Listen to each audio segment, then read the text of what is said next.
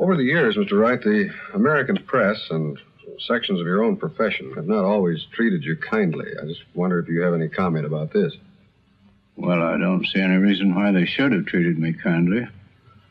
I was entirely contrary to everything they believed in. It was a question at one time, I suppose, of their survival or mine. And in those circumstances, you know what happens, don't you?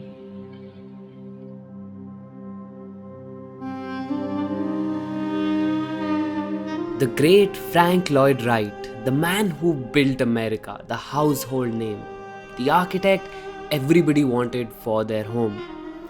Well, in the early 1920s, this was all but a distant dream. While he was rebuilding Taliesin after Maima's death, he also set up his studio in Los Angeles. Other than the commission in Japan, Frank had 4 more significant commissions. These houses are some of Frank's most famous and mysterious works. I already told you that by this time he had stepped away from the prairie-style houses. So for these projects, Frank found a new inspiration, and that was ancient Mayan architecture. Frank had actually devised a brand new building method for these houses. They were made with concrete blocks which were all specially designed by Frank. Called the textile concrete block system, each block while being cast was molded and stamped so that one side of the block could look like this.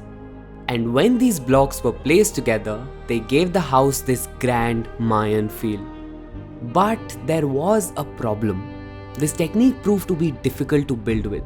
His showpiece house, La Miniature, was over budget, over schedule, and the roof leaked. All houses built using this technique have had problems over the years. Although the Ennis house has specially become a go-to destination for Hollywood to film movies, especially horrors or thrillers. But only 4 such houses were ever built, and honestly, these were the only significant commissions he did in the 1920s. After he came back from Japan in 1922, work was scarce. Frank by this time was now in his 50s.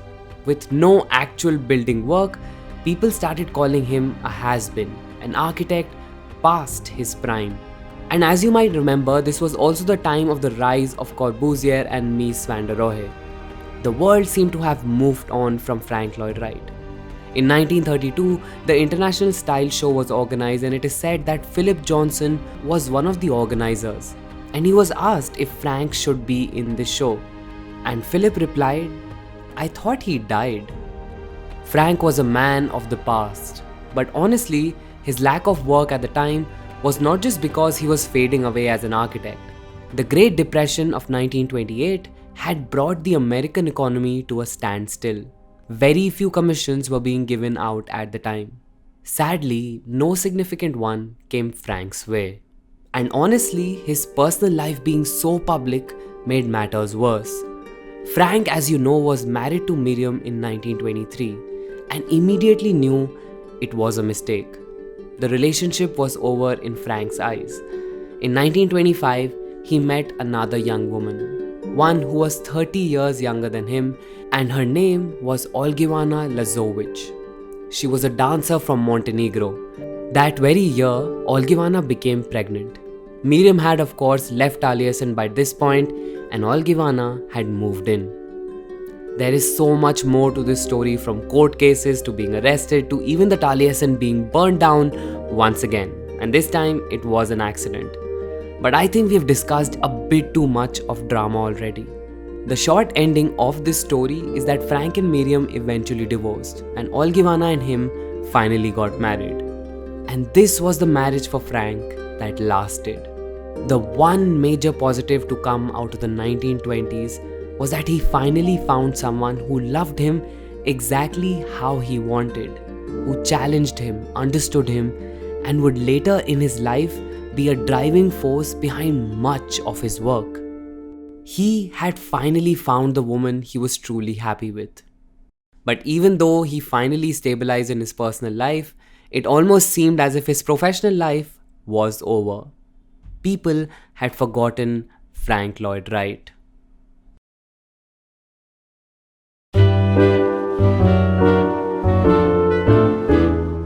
In the early 1930s, Frank tried a lot of things to raise money, And then came the idea that put his whole life on a different trajectory altogether. Along with his wife Olgiwana, they founded a school of architecture. The Taliesin Fellowship, as it was called, was an apprenticeship program to provide a total learning environment integrating not only architecture and construction, but also farming, gardening, cooking, the study of nature, music, art and dance. And this was to become a new source of income for Frank. Students would pay to enroll in this school and learn from the master architect. The first year that they launched it, 23 people came. Now you might be wondering, didn't Taliesin burn down again? Well, yes it did, and it was built for one final time. What you see today is actually called Taliesin 3. And in here is where all of those fellows stayed. Now there are some accounts of controversy that arose from this fellowship, especially regarding the living conditions and education of the fellows. You see, this was a residential program, so all of these people lived at Taliesin.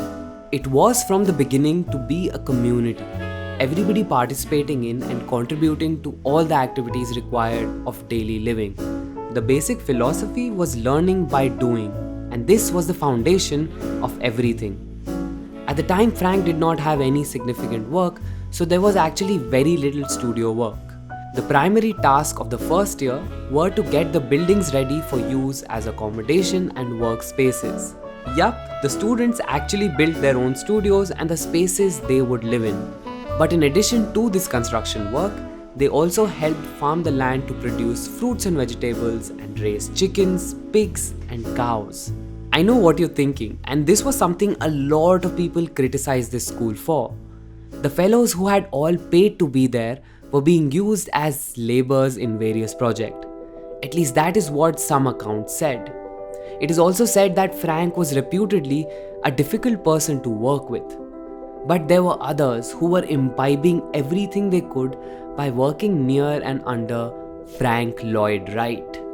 Frank used to say that the fellowship is not just to churn out great architects. It was to develop creative and capable human beings with deep minds and free imagination. And a lot of the fellows loved their time there. It opened up their minds, gave them a new way of thinking. Frank, for these fellows, became truly what we here in India refer to as a guru. In Frank's lifetime, a total of 625 people joined the fellowship. It also became a source of workers for Wright's later projects, including the Falling Water, the Johnson Wax headquarters, and the Guggenheim Museum in New York City. But even though the fellowship was a success, Frank was now in his 60s and still had no commissions. In the 1930s, he turned to writing and lecturing, which introduced him to a larger national audience. His autobiography, which came out in 1932, instantly became a bestseller. It inspired so many young architects across the country. Although a lot of people think he might have just boasted himself and made himself a bit mythical in this book. Nevertheless, the students were inspired. So the fellowship was going wonderfully and the academic works were coming out great. But then came the project that catapulted Frank into a newfound stardom. One that changed his life and his career, giving him the title of America's greatest architect.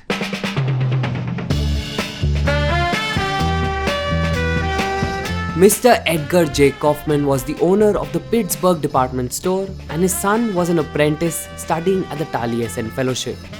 When Edgar was looking for an architect to build him a summer house, his son suggested Frank Lloyd Wright. The site was a beautiful piece of land at Mill Run, Pennsylvania. It was lush green and there was a beautiful waterfall running right through it. Frank agreed to this commission. But for months after the site was surveyed, he still hadn't drawn anything yet. Suddenly one day the phone rang and Mr. Kaufman said he was in the neighborhood and if he could come and look at the designs. Frank agreed. He sat down on his drawing board and created one of the biggest legends in architecture history. In less than 3 hours, he sketched up the entire project, plans, elevations, other drawings. He went through pencil after pencil as his associates were handing him anything he needed. He finished his drawings shortly before Kaufman arrived at his front door. The man approved the plans on the spot, and thus was born The Falling Water. Now everyone thought with this beautiful waterfall, Frank would just place the building right opposite to it, so that people can enjoy the view. Frank obviously had something else in mind. He put the building right on the waterfall itself, making the waterfall, the site and the house one. This was the epitome of organic architecture. This new way of building had started from Taliesin 1, where that project wasn't just placed on the site, it was an extension of it. Here in The Falling Water, it meant making the landscape, the waterfall and the house one organic unit. This project is considered by people as Frank's biggest masterpiece. By the way, creating this architectural marvel did not come cheap. It was one of Frank's most expensive pieces. And you might have heard a lot of people say Frank Lloyd Wright was a man who was ahead of his time. Well, one of the reasons people say this is that he used to dream of designs that there was no way of building back in his time. Even in this house, Kaufman's own engineers argued that the design was not sound, but they were overruled by Frank. It is said that the contractor secretly added extra steel to the horizontal concrete elements, and it did go through some structural restoration over the years. But nevertheless, it has endured. This project changed everything for Frank. His career was resurrected almost instantaneously. At the age of 70, Frank Lloyd Wright was back. Falling Water was being described as the greatest house of the 20th century. And soon the flood of projects came in, one after another. Frank was delivering masterpieces. Taliesin West, the Johnson Wax Building, the Price Tower, and so many houses. I want to take a moment to specially talk about Johnson Wax Building because it is one of my favorite designs from Frank Lloyd Wright. It is a beautiful building, but the most ingenious part of it is this interior office space that is meant to resemble being in a forest. The columns take the form of trees. There's actually a very interesting story of how these columns came to be. So Frank had proposed these mushroom columns, or some people like to call them lily pad columns. But the local officials had doubts. They did not think that the columns were strong enough to take the load off the roof. They wanted to test, and Frank agreed to it. He had full faith in his innovative design. He even called the media to witness the event. A column was put in place and the load was added to the top. The engineers wanted to see if the column could stand under double its design load. They added the sandbags on top. They reached the point of double the weight.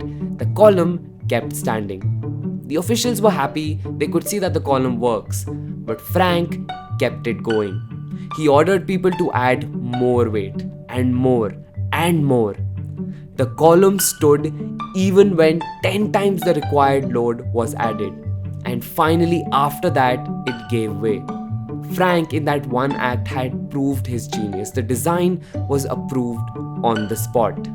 And the result of this is this fantastic office space, unlike the world had ever seen before. Thin columns that stretched out to the roof and light flooded in as if from between trees in the forest. It was and still is an undeniable masterpiece. This project was one of many in that phase, one of the many masterpieces by him. Frank was proving time and time again that he was a brilliant designer of spaces, of architecture, of interiors, of furniture, and even of structure. Frank had become a legend. People would line up to get a Frank Lloyd Wright house. And he now started to choose clients, seeing if he wanted to create designs for them. This was his renaissance. From here on out, the last 2 decades of this man were the busiest of his life. He was once again doing the thing he loved most, design. He was surrounded by people who, dare I say, worshipped him. And he even spent his golden days with the love of his life, who stood with him through thick and thin. and who was probably one of the biggest factors in Frank being able to do any of this.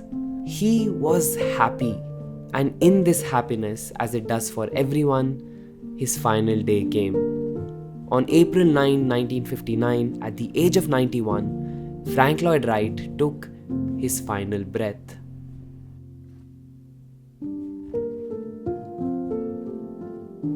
In your long life of practical and artistic endeavor, what do you consider is your most satisfactory achievement? Oh, my dear boy. The next one, of course.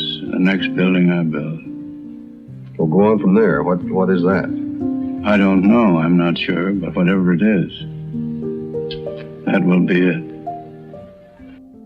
The legacy of Frank Lloyd Wright went beyond his body of work. He had trained and inspired a generation of architects. One of the projects that he's actually famous around the world for, he was never able to see built during his lifetime. In June 1943, Frank had received a letter, and in it was a commission. Some say it was one of the most challenging commissions of his late career. The letter was from Baroness Hilla von Riebe, and Frank was being asked to design a building to house the Solomon R. Guggenheim collection of non-objective paintings. Frank agreed and thus started a 16-year journey to bring this project to life. Frank had a unique and innovative design in mind. He created a building that could not only house pieces of art, but some say it dared to declare itself as one too. He created a ramp that took you all the way to the top of the building. This ramp was the viewing space. As you walked up, the walls were lined with paintings, and in the center was a huge atrium. The building was lit with a combination of both natural and artificial light, and the form of the building outside reflected its circulation. You remember Louis Sullivan, Frank's mentor from his early years? Well, he had a saying, "Form follows function." Frank had a different one. He said form and function are one, and this building showcased that. But getting this project built was not easy. It went through 2 directors and 6 full sets of working drawings before ground was broken 13 years later in 1956. So many changes and compromises were made from both sides. The museum was finally completed in October of 1959, 6 months after Frank's death. This project was the one that he was spending the most time on when he died. But he never got to see it come to fruition. But you know what? I think maybe that's a good thing. You see, even though it's a celebrated piece of architecture today, when it first opened, this building was completely ridiculed. Many people talked about it, criticized it, and it was even called a toilet seat. It was only over time, when people got to experience what this building had to offer, did everyone realize the genius of this design. Frank, in his final 2 decades, had pushed American architecture into the spotlight. He was given award after award. The Reba Gold Medal in 1941, the Franklin Institute Frank P. Brown Medal in 1953. He even received honorary degrees from colleges, including the one that he had left at the start of his career. His buildings were now celebrated pieces of architecture. The awards and the recognition kept coming in even after he passed away. It's funny that when he was at his lowest in his career, he was ignored to the point where people thought he was dead. And now that he was actually gone, leaving behind his body of work, no one could dare ignore him. There was even a song that was written for him by Paul Simon that was released by Simon and Garfunkel, and it was called "So Long, Frank Lloyd Wright." Very few architects have lived a life like this, a career so tumultuous and so glorious. Although it was filled with hard times in his youth, Frank died a happy and proud man. And once he passed, his remains were laid in the ground just like Mema's were, right here at the Taliesin.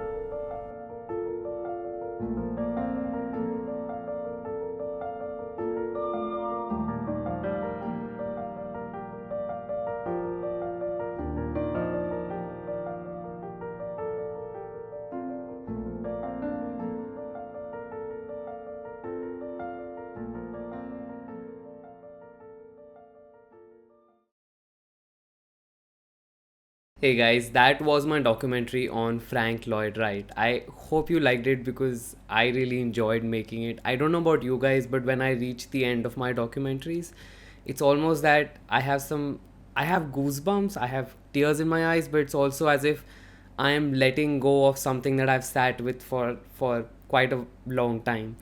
And so letting go of that is always a little bit sad for me. So but I hope you liked that documentary and I hope you took something from it.